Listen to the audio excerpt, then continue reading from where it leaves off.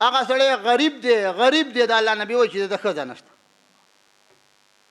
نو اول مقصد د نکاح دا دی چې نکاح د دې دپاره وکړه ستړی ستومانه بدحاله بیبي تسلي درکړي.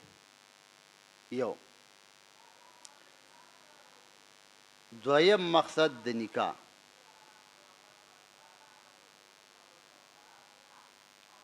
پاک دامني چې عزت دي د ژوند دي د عزت او که نه ښځه دې نه وه ګرده کله د یوه شپه کوه کله بل کوڅه ډب سپی به ګرده په ما ته زما که ډېر مخلوق ګرځي ته هم پکې حساب یې.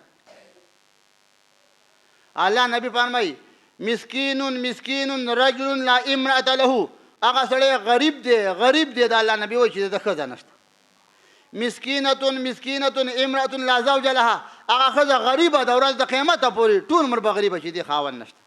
دا غریبه ده او غریبه به وي پلوس څنګه دې راوړي شرمېږي به هغه